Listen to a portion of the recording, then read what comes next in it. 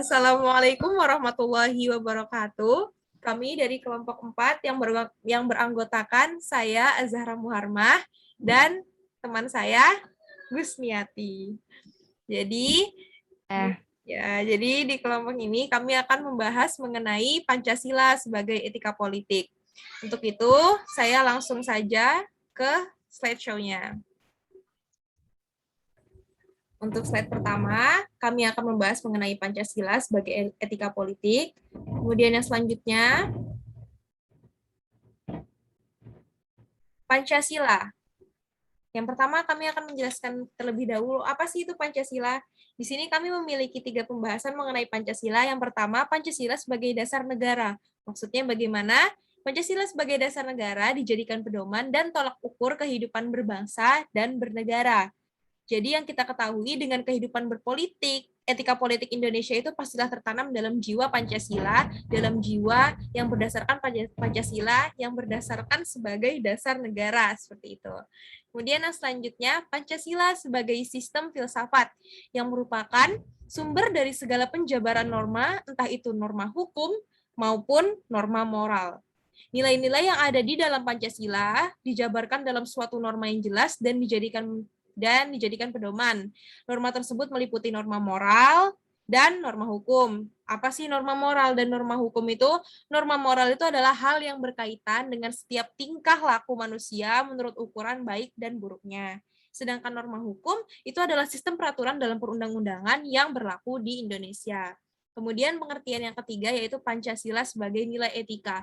Maksudnya bagaimana? Pancasila sebagai nilai etika berarti suatu pembangun nilai-nilai etika yang merupakan sumber hukum pada norma moral dan normal hukum. Maka dari itu merupakan suatu sistem nilai-nilai etika yang merupakan sumber hukum, baik meliputi norma moral maupun norma hukum yang pada gilirannya harus dijabarkan lebih lanjut dalam norma-norma etika, moral maupun norma hukum dalam kehidupan kenegaraan maupun kebangsaan. Selanjutnya, saya akan membahas mengenai pengertian nilai dan hierarki nilai. Yang pertama, saya akan membahas mengenai nilai. Saya klik dulu. Ya, nilai. Apa sih nilai itu? Nilai adalah suatu yang memiliki derajat atau kategori tersendiri yang digunakan manusia untuk memberikan makna terhadap suatu hal dan dapat diputuskan atau dibenarkan. Nilai pada hakikatnya merupakan sifat dan kualitas yang sudah ada atau melekat pada suatu hal atau objek. Jadi misalkan kita mau menilai sebuah benda gitu, kita ini menilai, memberikan penilaian. Apa sih maksudnya seperti itu? Kita lanjut ke pembahasan menilai. Menilai merupakan kegiatan manusia untuk menghubungkan dua hal yang nantinya akan diberikan keputusannya. Maksudnya menghubungkan dua hal ini bagaimana? Misalkan kita melihat pulpen, kita menilai nih bagus buruknya pulpen ini dengan pulpen yang satunya. Misalkan kita punya pulpen pilot dan pulpen standar, kita menilai mana yang bagus sesuai dengan yang kita inginkan gitu, sesuai dengan penilaian kita sendirilah, penilaian secara subjektif. Kemudian kita lanjut ke hierarki nilai. Hierarki nilai itu apa? Hierarki nilai itu adalah serangkaian nilai yang lebih tinggi atau lebih rendah pada tatanan moral dan ideologis kehidupan yang didirikan. Maksudnya bagaimana nih? Kita lanjut nih, karena kita belum terlalu paham maksudnya bagaimana, kita lanjut. Ada elemen hierarki nilai. Apa saja itu elemen hierarki nilai? Elemen hierarki nilai itu ada 3, yaitu 1, orang-orang yang menilai suatu objek berdasarkan minatnya, 2, kualitas nilai berdasarkan preferensi pribadi, 3, situasi atau keadaan seorang individu menetap. Nah, jadi kita udah paham nih maksudnya elemen hierarki nilai ini maksudnya bagaimana. Elemen hierarki nilai atau hierarki nilai sendiri itu maksudnya itu kita menilai suatu benda sesuai dengan apa yang kita apa yang kita harapkan atau apa yang kita rasakan gitu. Maksudnya pantas tidaknya suatu benda. Misalkan kita menilai penggaris besi dengan penggaris plastik misalkan. Saya nggak punya penggaris plastik, penggaris besi dan penggaris plastik. Kita nilai misalkan kita sedang berada di sekolah. Kalau misalkan kita sekolah biasa, misalkan kita mau pakai penggaris besi dan penggaris plastik. Kalau misalkan diidentikan tuh penggaris plastik itu untuk anak-anak SD gitu kan. Kalau penggaris besi itu yang udah gede-gede. Jadi kita bisa lihat nih menetapkan sesuai dengan individu itu berada berdasarkan minat kita juga. Kan kita nggak mungkin kan bisa sih pakai penggaris plastik, cuman kayaknya kurang nyaman gitu kan. Kayaknya kalau pakai penggaris besi itu nggak gampang patah, kita merasa aman juga untuk make kemana-mana gitu, nggak takut patah gitu kan. Jadi sesuai dengan minatnya kita, sesuai dengan kualitas berdasarkan preferensi pribadi kita dan juga situasi atau keadaan kita di mana kita nih menetapnya, seperti itu. Kemudian mengenai hierarki nilai ini, Max Scheler mengungkapkan ada 4. Yang pertama, nilai kenikmatan yang berkaitan dengan rasa senang. Jadi kalau misalkan kita menilai sesuatu itu sesuai dengan rasa yang kita lihat gitu, nilai kenikmatan dengan kita suka nggak nih sama barang ini, seperti itu. Kemudian yang kedua adalah nilai kehidupan, yaitu nilai-nilai penting dalam hidup seperti jasmani, kesehatan, dan kesejahteraan umum. Yang ketiga, ada nilai kejiwaan yang berkaitan dengan kebenaran, keindahan, dan pengetahuan yang murni. Kayak misalkan kita mau nilai Pancasila nih sebagai etika politik, kita nilai juga nih ini sesuai nggak sama kehidupan kita. Pastinya sesuai karena Pancasila ini dibuat apa sifatnya ini fleksibel kan, dan sifatnya itu bisa terus digunakan sampai masa-masa ke depan, masa-masa generasi kita yang ke depannya, seperti itu. Kemudian yang keempat adalah nilai kerohanian yang berkaitan dengan ketuhanan. Seperti yang kita tahu di Pancasila yang pertama adalah satu ketuhanan yang Maha Esa, seperti itu. Kita lanjut ke pengertian. Oke. Kita lanjut aja ini dari PPT-nya sepertinya ada sedikit kesalahan. Seharusnya ini pengertian norma dan pengertian moral. Ya. Untuk yang pertama itu adalah pengertian norma. Norma itu adalah peraturan atau petunjuk dalam bertingkah laku yang harus dijalankan oleh setiap individu dalam kehidupan sehari-hari dengan maksud tertentu. Jadi, norma ini adalah yang harus kita ketahui ini ada norma hukum, norma agama, norma kesusilaan, seperti itu ya, norma kesopanan. Nah, setiap norma ini memiliki peraturannya masing-masing. Dan jika dilanggar, maka akan mendapatkan sanksi sesuai jenis normanya. Kemudian yang kedua ada pengertian moral. Moral ini apa? Moral ini adalah mempelajari hal yang baik dan yang buruk. Moral menyangkut tingkah laku dan perbuatan manusia, entah baik atau buruknya. Jadi moral ini menyangkut tingkah laku dan perbuatan manusia. Kalau norma ini sama sebenarnya, menyangkut perbuatan manusia, tapi dia sifatnya adalah peraturan, dan peraturannya itu sifatnya tidak tertulis. Jadi kalau norma itu peraturannya, moral itu tingkah laku baik buruknya. Lanjut ke hubungan nilai, norma, dan moral. Jadi hubungan nilai, norma, dan moral itu apa sih? Hubungannya itu nilai, itu kan merupakan suatu hal yang sifatnya abstrak atau dapat mengarah ke objek apa saja dan direalisasikan melalui norma-norma yang ada untuk mengatur moral setiap manusia. Maksudnya gimana? Kalau misalkan kita menilai sesuatu, seperti contohnya Pancasila sebagai etika politik, kita menilai, kemudian menurut kita ini bagus, udah cocok sama kehidupan kita, maka kita realisasikan melalui norma-norma yang ada. Peraturan seperti norma kesusilaan, norma kesopanan, kita sambungkan di Pancasila ini, sama nggak? Oh sama, udah bagus, udah baik, berarti kita mengatur nih, sudah mulai mengatur moral kita, setiap manusia, moral sebagai seorang manusia gitu. Moralnya tentu saja jadi moral baik kan, karena kita mengikuti Pancasila, seperti itu. Yang selanjutnya adalah etika politik. Dari etika politik ini ada 2, yaitu politik dan etika politik pembahasannya. Nah, untuk itu dari slide ini saya akan mengakhiri pembahasan saya dan akan dilanjutkan oleh teman saya, yaitu Gusniati. Silakan Gusniati, waktu dan tempat saya persilahkan. Oke, suara saya sudah terdengar? Ya, terdengar. Oke, baik. Selanjutnya, nah yang akan kita bahas di sini adalah politik. Jadi, apa itu politik? Politik secara sempit yaitu bidang politik lebih banyak berkaitan dengan para pelaksana pemerintah, lembaga-lembaga tinggi negara, kalangan aktivis politik, para pejabat, serta demokrat dalam pelaksanaan dan penyelenggaraan negara. Oke, next.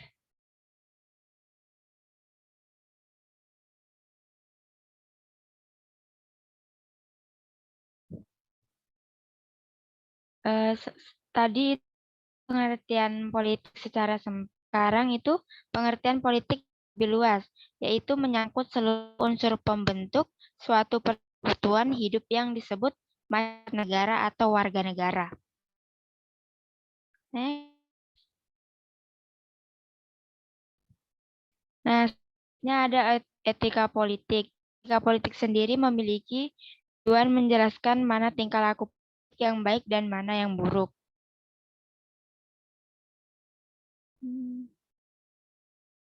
Next.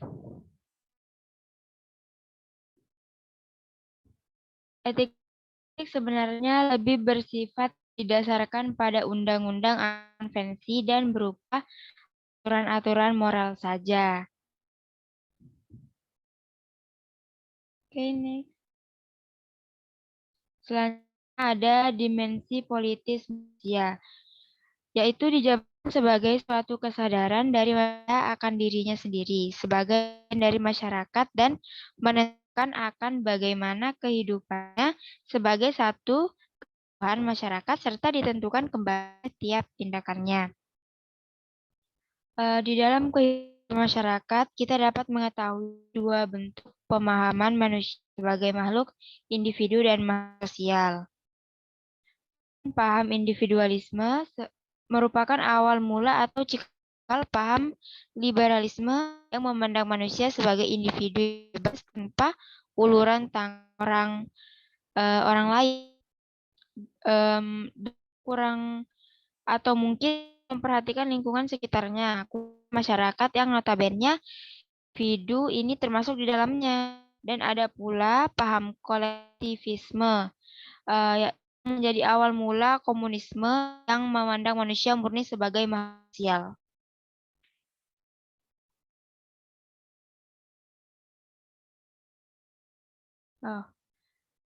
Memerlukan masyarakat yang memahami arti sebenarnya dimensi politis manusia.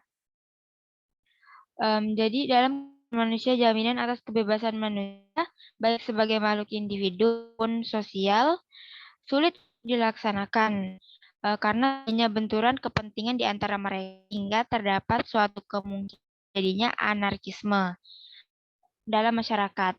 Dan hubungan inilah manusia memerlukan masyarakat yang mampu memahami artinya dimensi politis manusia agar kedua bentuk penggabungan manusia dapat dilaksanakan tanpa hal-hal pemicu kehancuran bangsa. Next.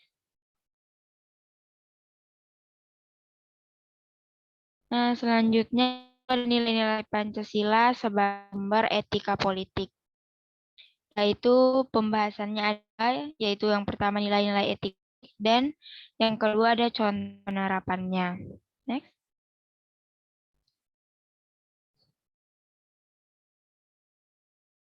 Nilai-nilai politik yang pertama itu dilaksanakan berdasarkan asas legalitas. Yang kedua, yaitu dijalankan secara demokratis. Yang ketiga,